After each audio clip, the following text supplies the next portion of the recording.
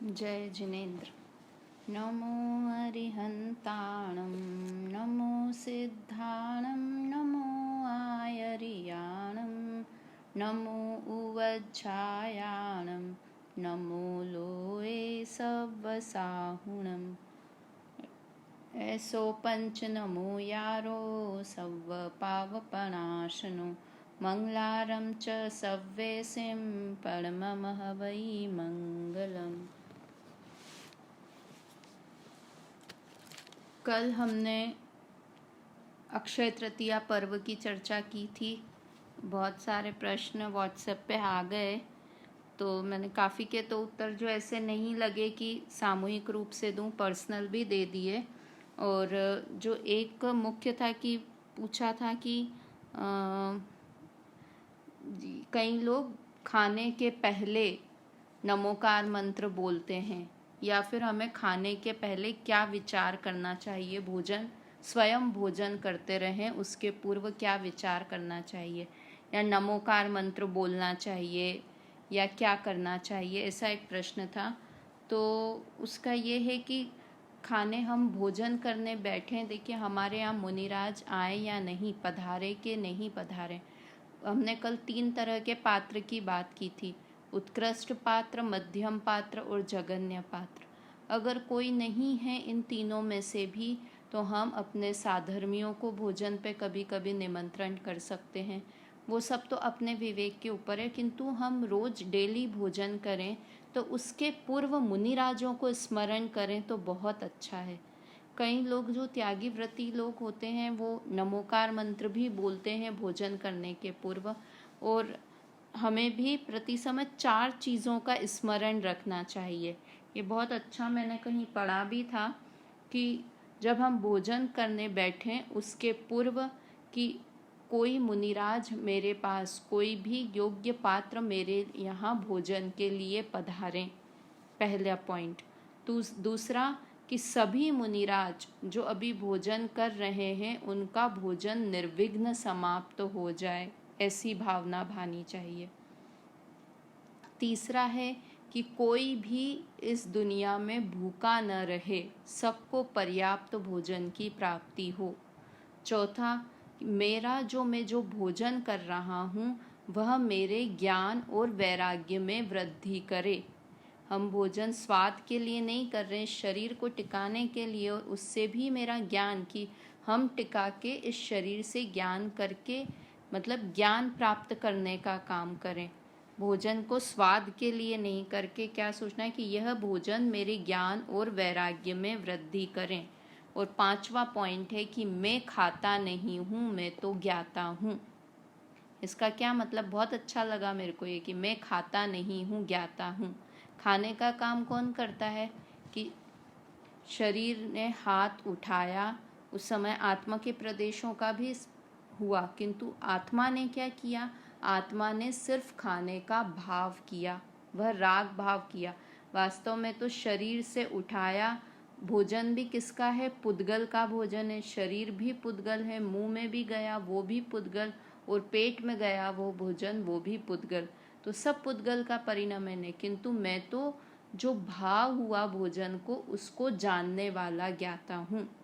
इस तरह से हमें 5 चीज़ों का, एक बार वापस 5 चीज़ बोलती हूँ कि हम भोजन करने के पूर्व कि कोई पात्र मेरे घर भोजन के लिए आए और मैं उसे भोजन कराऊं।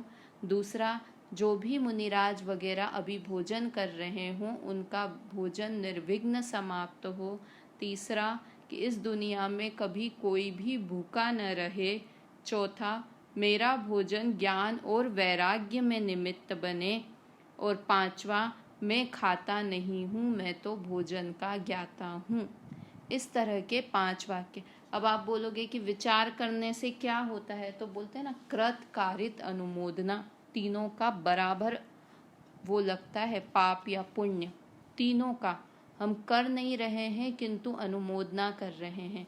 कल शायद अपनी बात एक रह गई थी कि राजा श्रेयांस की जब बात कर रहे थे, तो राजा श्रेयांस के जीव और ये आदिनाथ भगवान के जो काफ़ी समय से एक साथ रह रहे थे, मतलब साथ साथ में एक पति बन रहा है तो एक पत्नी बन रही है, कभी दोनों भाई बन रहे हैं, इस तरह से साथ में रह रहे थे।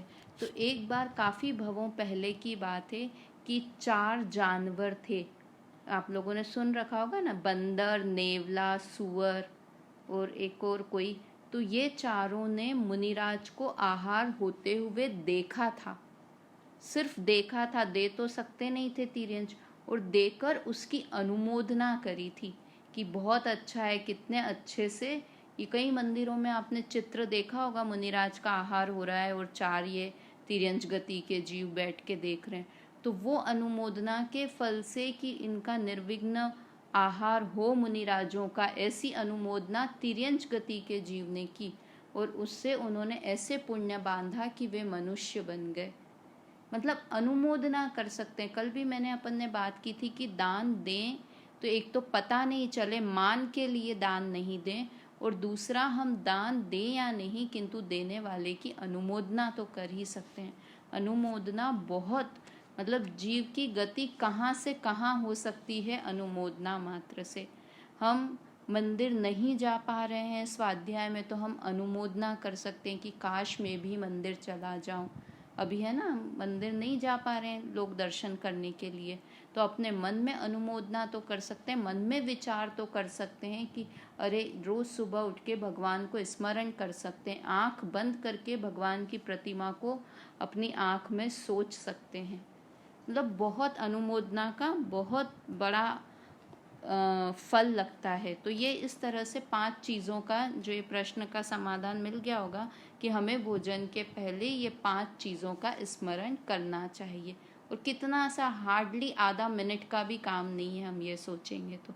और कितना अच्छे अच्छे परिणाम की कोई भी भूखा न रहे, सब मुनिराजों का निर्विघ्न भोजन हो, अच्छे परिणाम के साथ भोजन हमारा होगा। तो इस तरह से ये बात हुई। अब आज हमको बालबोध पाठमाला भाग 3 हमारा आज समाप्त हो जाएगा। ये 2 ही पाठ बचे हैं। एक तो है भगवान नेमिनाथ। हम इसके पहले भाग 1 और 2 में 2 तीर्थंकर के बारे में पढ़ चुके हैं। वे कौन कौन से?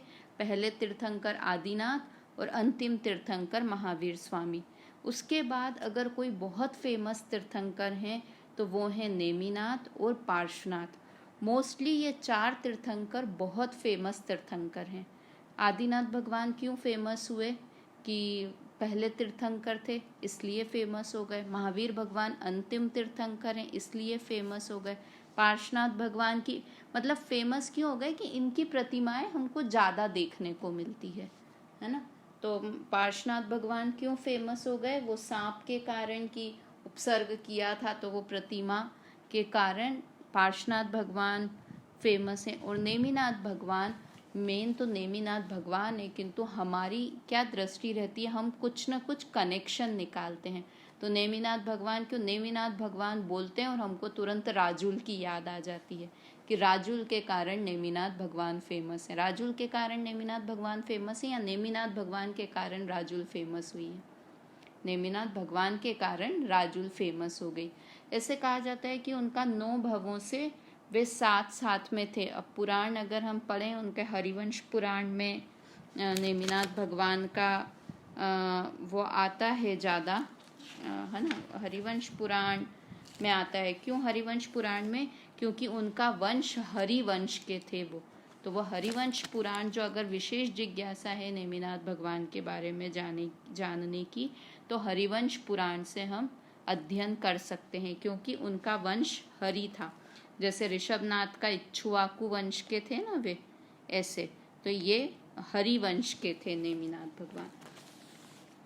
और नेमिनाथ भगवान के काल में ही महाभारत की जो घटना हुई है वो नेमिनाथ भगवान के काल में ही हुई है। कैसे हुई है? और जो रामायण की घटना हुई है वो कौन से भगवान के काल में हुई है? वो मुनि सुव्रत भगवान के समय हुई है।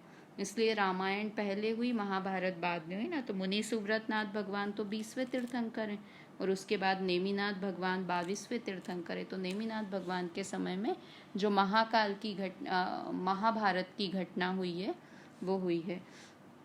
नेमिनाथ भगवान भगवान तो नहीं बोलेंगे, नेमिनाथ, राजकुमार नेमिनाथ, क्योंकि भगवान के तो कोई भाई कोई माता पिता नहीं होते। तो राजकुमार नेमिनाथ के चचेरे भाई थे कृष्ण, चाचा के कजिन्स थे। अपन ने उस दिन भी चर्चा करी थी ना कि कृष्ण तो फेमस थे, कृष्ण के बारे में भी बहुत सारी कहानियाँ हैं और ये काफ़ी अच्छे भाई थे।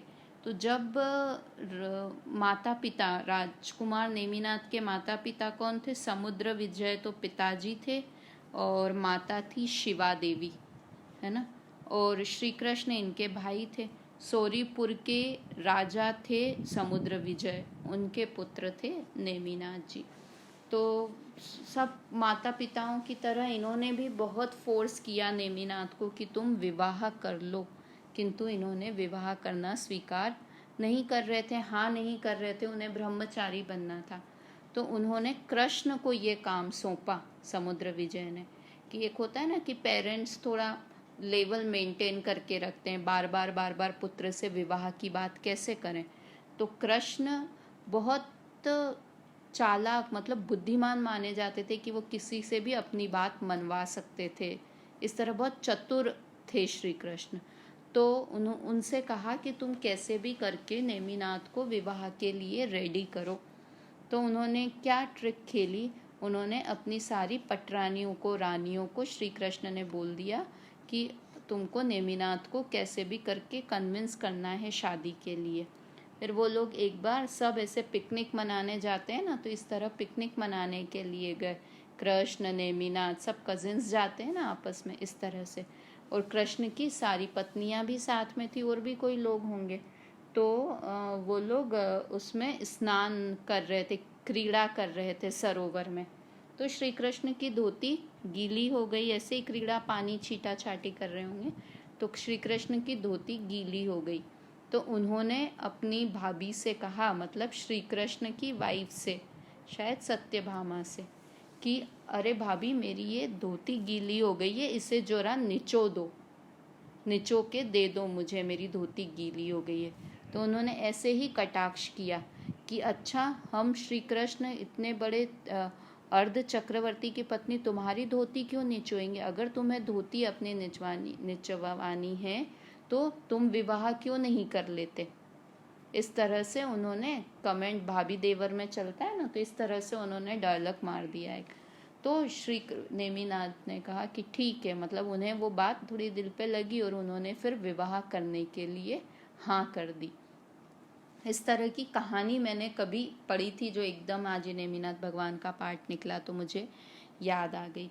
तो फिर उनका मन तो बिल्कुल नहीं था, बचपन से ही बहुत वैराग्य के धनी थे, उनकी इच्छा नहीं थी विवाह की, किंतु इस तरह के इंसिडेंट्स, 2-3 इंसिडेंट हो गए तो उन्होंने फिर विवाह के लिए हाँ कह दी माता पिता को। अब जब उनके विवाह के लिए प्रस्थान हो रहा था, बारात जा रही थी, तो बीच में पशुओं को बंधा हुआ देखा। कहीं से कुछ बारात, अपने भी पीएम वगैरह कोई निकलना हो, सीएम निकलना हो, तो कैसे होता है, रोड खाली करवा देते हैं आसपास से, सबको रोड खाली करते हैं ना, वेट करना पड़ता है हमको कितनी देर तक की सीएम की गाड़ी निकलने वाली है, इसलिए। तो वो इतने बड़े राजकुमार की विवाह की बारात निकलने वाली थी, तो सब मनुष्यों को तो साइड में ही किया ही, किंतु जानवरों को भी साइड में बांध दिया। तो क्या हुआ, अचानक से इस तरह से बांधा तो कोई माँ इधर रह गई पशुओं में से, किसी का बछड़ा इधर रह गया, गाय का गाय उधर चली गई, बकरा इधर रह गया, बकरी उधर चले गए।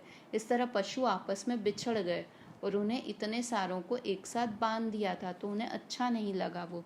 तो वो सारे पशु आवाज कर रहे थे, मतलब रो रहे थे, आवाज कर रहे थे। तो नेमिनाथ ने वो आवाज़ सुनी, तो उन्होंने पूछा अपने सारथी से कि ये आवाज़ क्यों आ रही है। तो उन्होंने कहा आपकी बारात यहाँ से निकलनी थी, इसलिए इन पशुओं को इस तरह से बांध दिया गया है। तो उन्हें बहुत ही वैराग्य, मतलब देखो वैराग्य के लिए क्या प्रसंग चाहिए होते हैं, ये कोई वैराग्य का था। हम तो कितनी बार गाय भैंसों को, कुत्ते तो रोज ही रोते दिख जाते हैं हमको, सड़क पे रोता हुआ कुत्ता दिख जाता है, परेशान, मृत्यु होती दिख जाती है, किंतु वैराग्य उनका होना था। तो उन्हें ये घटना उनके वैराग्य में निमित्त बन गई कि मेरे विवाह के लिए इतने निरीमुख पशुओं को बांध दिया गया है, तो ऐसा विवाह मुझे नहीं करना है। और उन्होंने जो रथ शादी के मंडप की तरफ जा रहा था वह रथ मोड़ने को कहा सारथी से और कहा कि मुझे गिरनार की तरफ ले चलो। सब स्टोरी से तो सभी लोग परिचित हैं ही, किंतु मैं यहाँ ये बात बताना चाह रही हूँ कि वैराग्य के लिए हमको बड़ी बड़ी घटनाएं भी हो जाती है ना।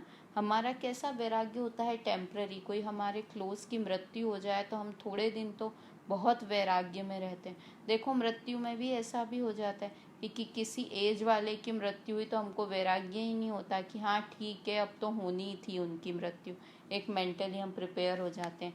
किसी यंग की मृत्यु हो तो हमको थोड़े दिन तक वैराग्य रहता है, किसी क्लोज व्यक्ति की मृत्यु हो तो हम थोड़े, तो हमारा टेम्प्ररी वैराग्य होता है।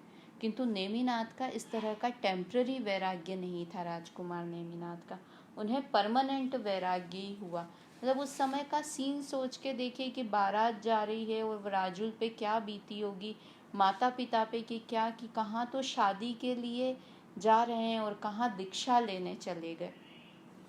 मतलब सोच के भी उस समय राजुल पे क्या बीती होगी, उनके माता पिता पर क्या बीती होगी, राजुल के माता पिता पर क्या बीती होगी। जूनागढ़ जा रही थी उनकी बारात। तो इस तरह से मतलब फिर बाद में राजुल ने भी वैराग्य धारण किया और नेमिनाथ तो वैराग्य थे ही। मतलब बहुत लोग आप परिचित हैं, हमने तो एक ऐसी ही इसी तरह से थोड़ी सी चर्चा की है इस तरह। किंतु फिर उसके बाद राजुल ने भी दूसरा विवाह नहीं किया, वास्तव में तो विवाह हुआ ही नहीं था। इसीलिए ब्रह्मचारी नेमिनाथ को बोलते हैं कि 5 बाल ब्रह्मचारी तीर्थंकरों के नाम क्या क्या हैं, वासुपूज्य, मल्लीनाथ, नेमिनाथ, पार्श्वनाथ और महावीर भगवान, ये 5 बाल तीर्थंकर हैं।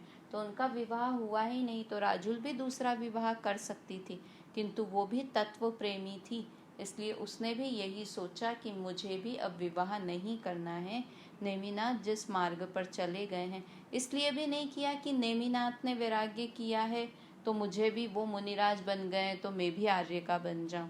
मतलब जब ये नेमी और राजुल का हम लोगों ने बचपन में ड्रामा किया था तो उसमें एक सीन आता है कि राजुल और उसके पिता का संवाद, उनके पिता का नाम उग्रसेन था, तो उनके पिता और राजुल, उग्रसेन राजा और राजुल का संवाद, ऐसा एक बीच में वो दृश्य आता है।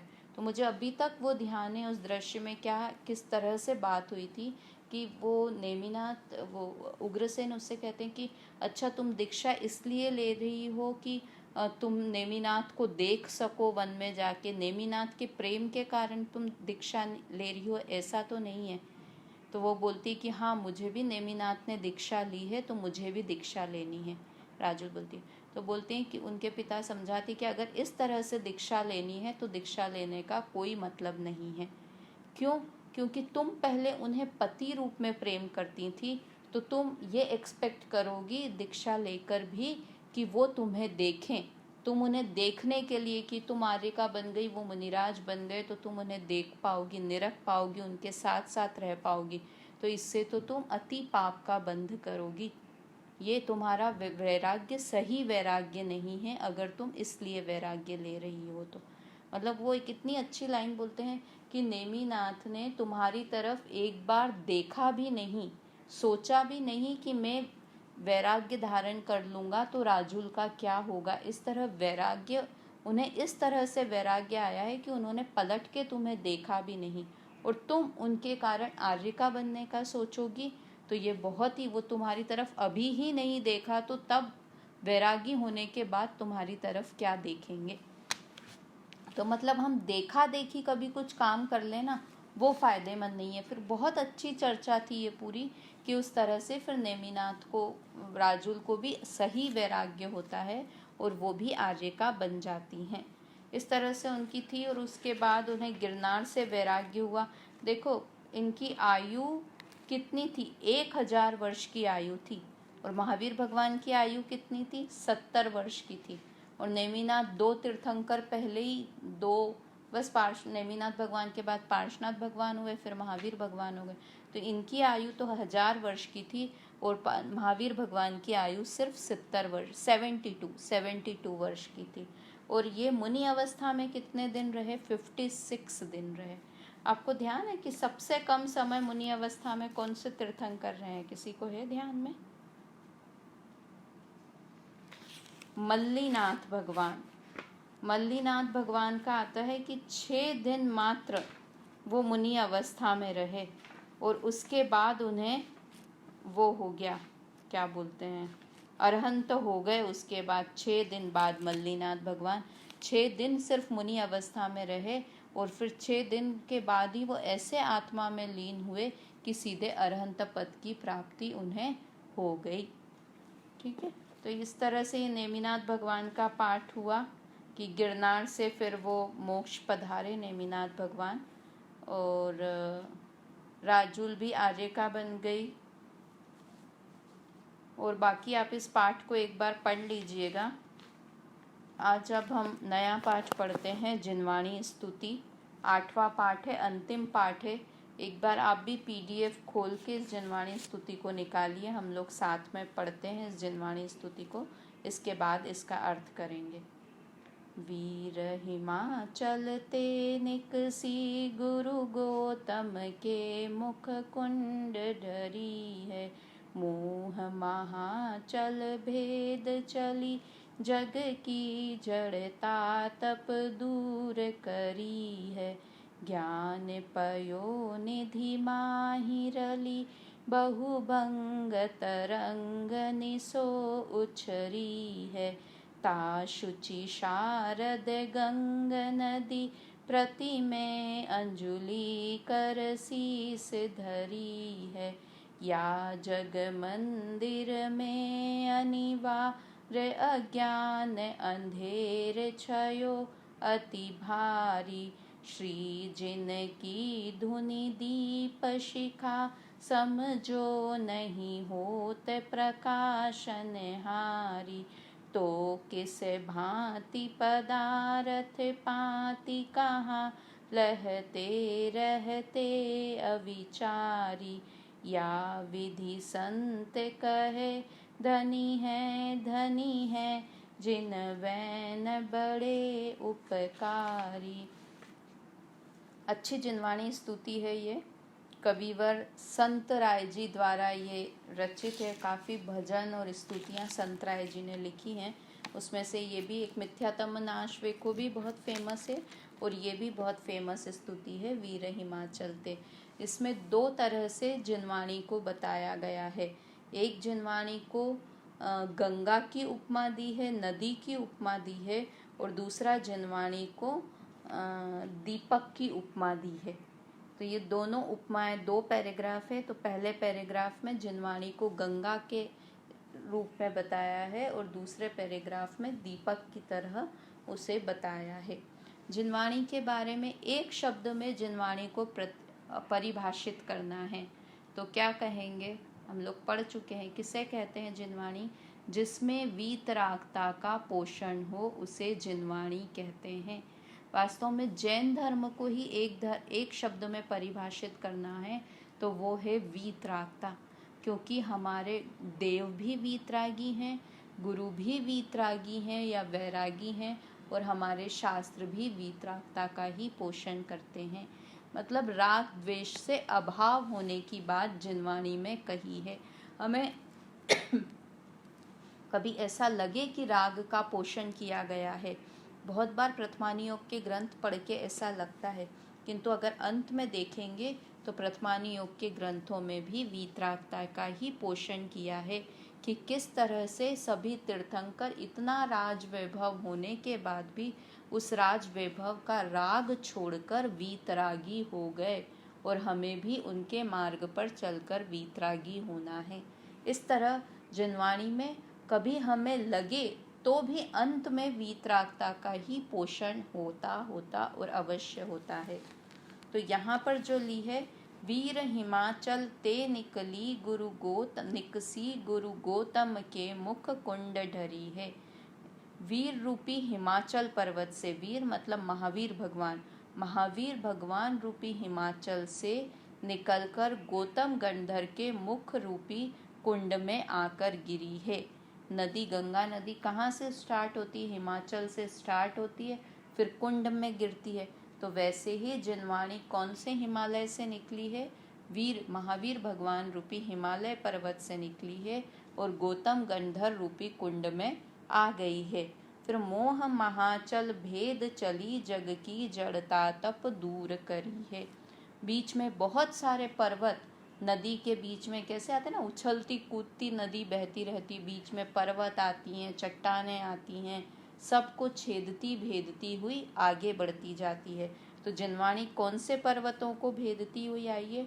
मोह के पर्वतों को भेदती हुई, है ना, मोह रूपी महापर्वतों को भेदती हुई वह आगे बढ़ती चली जा रही है। जग की जड़ता तप दूर करी है। अब नदी का क्या काम होता है? आताप को दूर करना। आताप यानी दुख को, गर्मी को, प्यास बुझाने के काम आती है ना नदी। तो गंगा नदी प्यास बुझाने के काम आती है, तो जिनवाणी माता किस काम आती है? जड़ता, अज्ञान, जड़ता मतलब अज्ञान, अज्ञान रूपी अंधकार को नाश करने के लिए, अज्ञान रूपी दुख और अज्ञान को नाश करते हुए वह आगे बढ़ती जा रही है। आगे बढ़ती जा रही है यानी अभी तक जितने जीव हो गए हैं, जिसने जिनवाणी को पढ़ा है, उन सब का दुख और अज्ञान नष्ट हुआ है, और मेरा भी दुख और अज्ञान नष्ट जिनवाणी को पढ़ने से होता है। तो क्या क्या आया? 3 चीज़ें कहाँ से निकली है? वीर रूपी महावीर भगवान रूपी हिमाचल पर्वत से निकली है। फिर गौतम गंधर रूपी मुख में आई है, कुंड में आई है, और कौन से पर्वतों को भेदती हुई? मोह रूपी महापर्वतों को भेदती हुई वह आगे बढ़ती जा रही है, और जगत के जीवों का अज्ञान और दुख रूपी आताप को दूर करती हुई आगे बढ़ती जा रही है। ज्ञान पयो निधि माहि रली बहुभंग तरंग निचो उछरी है। कैसी है वह? सप्तभंगों, नयों रूपी सप्तभंगों में बंधी हुई है। बहुभंग तरंग है ना।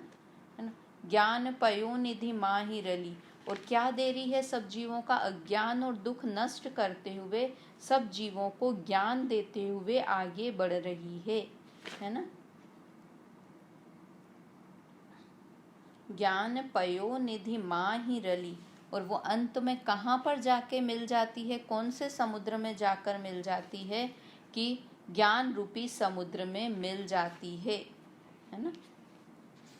और बहुभंग तरंग निसो उच्छरी है, बहुत सारी तरंगे उछल रही है। कौन सी तरंगे? नए रूपी तरंगे जिनवाणी में उछल रही है, अर्थात बहुत नयों से जिनवाणी को समझाया गया है। कभी किस नए से, कभी किस नए से। नया आपको पता है क्या होता है? हमने पहले चर्चा की हुई है। क्या होता है नए? नए का मतलब होता है वस्तु को देखने का एक तरीका, वस्तु को देखने का एक एंगल। हम वस्तु को कैसे देखते हैं, उस तरीके को नए कहते हैं। और हम नए हमेशा किसी अपेक्षा से ही होते हैं। कैसे? कि हम वस्तु को पूरा का पूरा एक बार में नहीं बोल सकते। तो हम वस्तु को कुछ बोला तो हम किसी अपेक्षा को लेकर ही उस वस्तु को बोल रहे हैं। जैसे कि मैं हूँ, मैं पूजा हूँ, तो मैं क्या हूँ? पूजा को डिफाइन करो। पूजा कौन? किसी ने पूछा कि पूजा कौन है, तो क्या बोलेंगे? कि पूजा इनकी बेटी है, झांझरी की बेटी है, जो भी। तो उसमें आपने क्या कि बेटी धर्म को मुख्य करके उसे किसकी बेटी है ये बताया। तो क्या पूरी पूजा हो गई उसे उनकी बेटी बोला? तो नहीं, ये इनकी बहू, भारिल की बहू है, ऐसे बोला। तो सिर्फ पूजा बहू ही है और कुछ नहीं है? नहीं, वह पत्नी भी है, इनकी पत्नी है। फिर सिर्फ पत्नी ही है? नहीं, इनकी माँ भी है। सिर्फ माँ ही है? नहीं, उनकी बहन भी है, इनकी चाची भी है, इनकी मामी भी है। मतलब पूजा पदार्थ एक है, किंतु उसे में बहुत सारी तरीके से, अपने ससुराल की दृष्टि से मैं बहू हूँ, मायके की दृष्टि से मैं बेटी हूँ, पति की दृष्टि से मैं पत्नी हूँ, बच्चों की दृष्टि से मैं माँ हूँ, है ना। तो एक वस्तु हूँ, किंतु वो अलग अलग लोगों की तरफ से अलग अलग एंगल से हूँ। किंतु इतनी सारी पूजा हो गई, ऐसा नहीं है। पूजा वस्तु तो एक ही है, किंतु अलग अलग एंगल से अलग अलग दिखती है। कभी माँ दिखती है, कभी पत्नी दिखती है, कभी बेटी दिखती है, कभी बहू दिखती है, माँ दिखती है, चाची दिखती है, मामी दिखती है, कितनी सारी दिखती हैं पूजा, किंतु पूजा वस्तु तो एक ही है। तो जिनवाणी में इतनी सारी चीज़ें लिखी हुई है, तो कैसे जीव, कौन सा जीव, तो कहीं लिखा है पंचेंद्रिय जीव, तो जीव 5 इंद्रिय वाला होता है। तो बोला इस अपेक्षा से कह रहे हैं कि जीव, उस जीव के साथ 5 इंद्रियां हैं, इसलिए उसे पंचेंद्रिय कह रहे हैं। फिर अच्छा सिर्फ पंचेंद्रिय है जीव? नहीं नहीं, जीव तो संसारी भी है। तो अच्छा संसारी और मुक्त के जब भेद करेंगे, फिर और कैसा है जीव, कि ये जीव बहिरात्मा है, ये परमात्मा है। जब आत्मा को 3 प्रकार से अवस्था रूप से भेद करेंगे तो 3 प्रकार का है। फिर जीव ऐसा ही है? नहीं, जीव तो ज्ञान वाला भी है। सिर्फ ज्ञान वाला ही है? नहीं, जीव में तो सुख गुण भी है।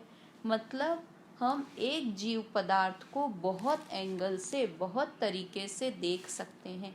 सिर्फ एक पूजा का उदाहरण दिया, एक आत्मा का, ऐसे ही आप हर वस्तु को बहुत सारे एंगल से देख सकते हैं।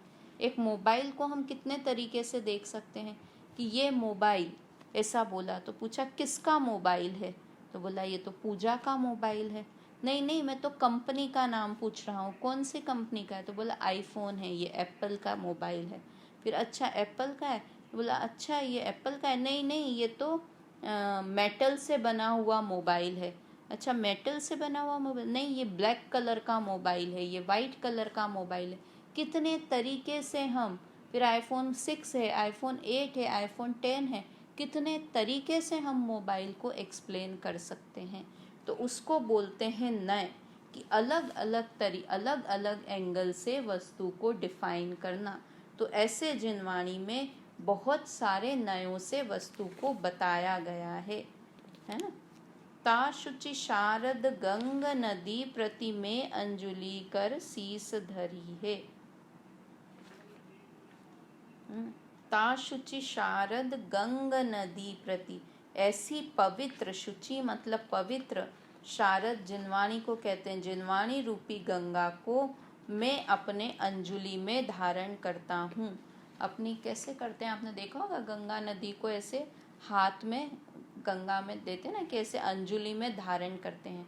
तो अब अंजुलि मतलब दोनों हाथों में, तो कितना धारण करते हैं, जिसकी अंजुलि जितनी बड़ी हो उतना पानी वो उससे गंगा नदी में से लेके और पी के तृप्त हो सकता है। जिसके अंजुलि हाथ की वो बनाते हैं ना अंजुलि पानी पीने के लिए, जिसका जितना बड़ा होगा वो उतना पानी गंगा नदी में से लेके उसे तृप्त हो जाएगा पी के। तो मैं जिनवाणी को कितना ग्रहण कर सकता हूँ, कि मेरी बुद्धि रूपी अंजलि, कि मेरी बुद्धि में जितनी बुद्धि के अनुसार और अपनी शक्ति के अनुसार मैं जितना धारण कर सकता हूँ जिनवाणी के ज्ञान को, उतना धारण करता हूँ मैं, और अपने मस्तक से नमन करता हूँ। अंजुलि कर शीश धरिए, अपने मस्तक से नमस्कार करता हूँ, नमन करता हूँ, है ना। तो कैसे कि अपने अंजलि, कितना अच्छा शब्द है ये, मैं अंजुलि कर ता शुचि शारद गंग नदी प्रति में अंजुलि कर शीश धरी है, कि अपनी जितनी बुद्धि हो, जिनवाणी तो अगाध है, बहुत जिनवाणी में रस भरा हुआ है, किंतु हम कितना ग्रहण कर सकते हैं, कि अपनी बुद्धि और शक्ति के अनुसार जितना हम ग्रहण कर सकते हैं उसे उतना उतना ग्रहण करना चाहिए। तो इस तरह से यहाँ पर जिनवाणी को एक गंगा की उपमा दी। अगली 4 लाइनों में जिनवाणी को दीपक की उपमा दी है। बहुत सारी जगह दीपक का क्या काम होता है, अंधकार का नाश करना और प्रकाश को उत्पन्न करना। तो वो ही यहाँ पे बताए, या जग मंदिर में अनिवार अज्ञान अंधेर छयो अति भारी। इस संसार रूपी मंदिर में, इस संसार में बिना अनिवार मतलब जिसे नष्ट नहीं किया जा सकता, ऐसा घोर अंधकार छाया हुआ है। कौन सा अंधकार? अज्ञान रूपी अंधकार छाया हुआ है। श्री जिन की धुनि दीप शिखा सम, जो नहीं होत प्रकाशन हारी।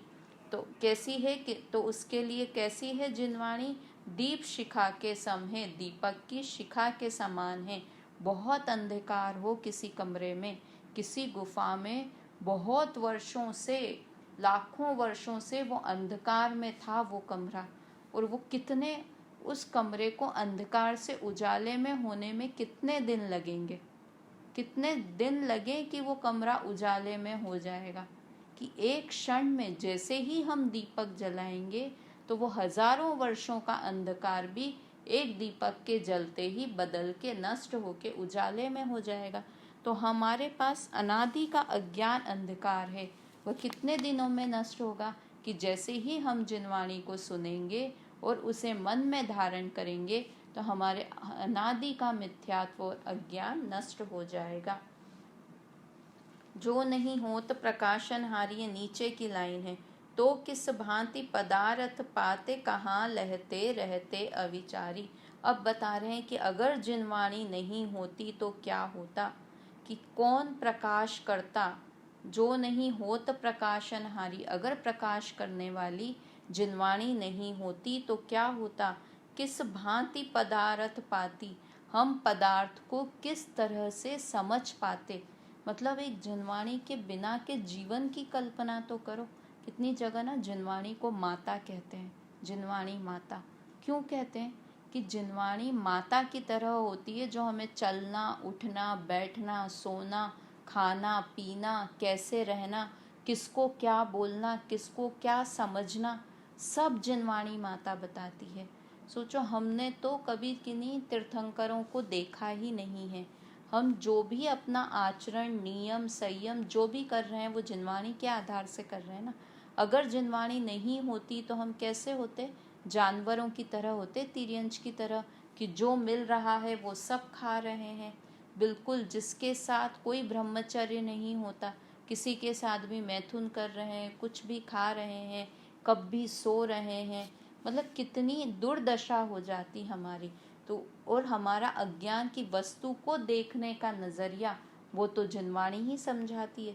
तो जो नहीं होत प्रकाशन हारी, तो किस भांति पदार्थ पाती, कहाँ लहते रहते अविचारी।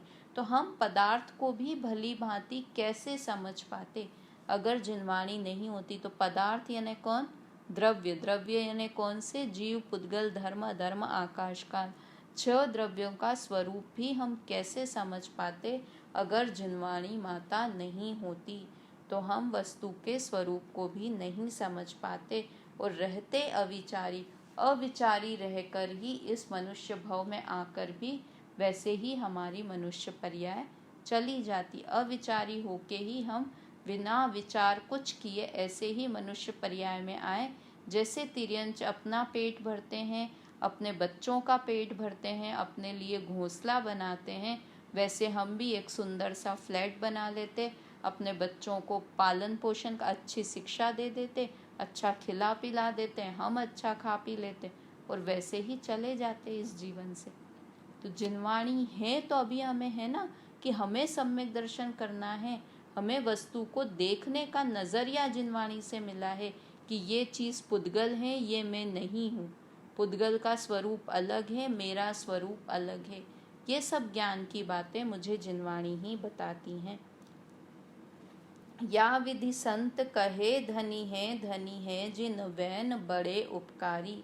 इसलिए संत कवि कहते हैं कि इस तरह से ये जिनवाणी बहुत धन्य है, बहुत उपकारी है मेरे लिए, और ऐसी जिनवाणी को मैं बारंबार नमस्कार करता हूँ क्योंकि वह मेरे लिए बहुत उपकारी है। लिटरली 6 द्रव्य होते हैं, हमको ये समझ भी नहीं आती कि पुद्गल क्या होता है। जिसको देखते, जिस पुद्गल को देखते वो मेरा, ये मेरा, ये मेरा, ये मान्यता चली आती। किंतु जिनवाणी होने से हमको समझ में आता है ना कि ये सब पुद्गल हैं, ये मेरे से अलग हैं। पुद्गल स्पर्श रस गंध वर्ण वाला है और मैं ज्ञान दर्शन सुख वाला हूँ। मतलब पदार्थ को सही तरह से देखना, हर तरह से व्यवहारिक जीवन कैसे जीना, वो सब हमें जिनवाणी ही सिखाती है। इसलिए जिनवाणी का हमें बहुत बहुत उपकार है। तो इस तरह से हमारा ये पाठ भी ख़त्म हुआ और हमारे 3 भाग इस तरह से पूर्ण हो गए। अब हम कल से वीतराग विज्ञान पाठमाला भाग 1 प्रारंभ करेंगे। मतलब सच में मेरे को लग रहा है हम कहाँ वहाँ पर 1 साल में 3 भाग कर पाए थे और यहाँ अभी डेली रिवीजन कर रहे हैं, तो इतनी जल्दी हमारे तीनों भागों का रिवीजन हो गया। कई लोग क्वेश्चन भेज रहे हैं, कुछ लोग अगर अभी भी क्वेश्चन कुछ हों, कुछ मन में जिज्ञासा हो, कुछ समझ में नहीं आ रहा हो, तो आप व्हाट्सएप करके पूछ लिया करिए। जिनके आ रहे हैं वो तो बहुत अच्छी बात है, इससे दूसरों को भी, मुझे भी समझाने में सही लगता है कि आपको ये समझ में नहीं आया तो मैं उस पॉइंट को पर्सनल तो आंसर दे ही देती हूँ, क्लास में भी वापस रिपीट कर देती हूँ उस चीज़ को। तो अब वीतराग 1 का हम अगली बार से, कल से क्लास प्रारंभ करेंगे। वीतराग 1 की पीडीएफ भी मैं कल साथ में भेज दूँगी, और आप ट्राई ज़रूर करिए कि पीडीएफ खोल के, उस पाठ को खोल के फिर जिनवाणी को सुने, तो बहुत अच्छा रहेगा। और थोड़ा रिस्पेक्ट से सुने जिनवाणी।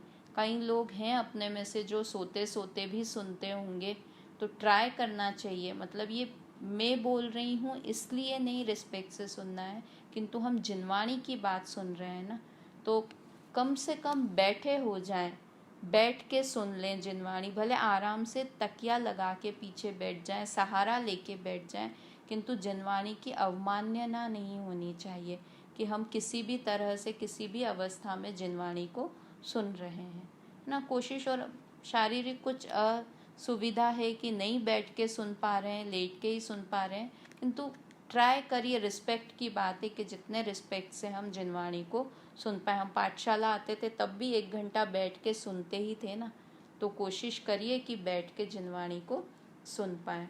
और सभी की क्लास समाप्त करते हैं। कल से नया भाग हम प्रारंभ करेंगे। जय जिनेंद्र।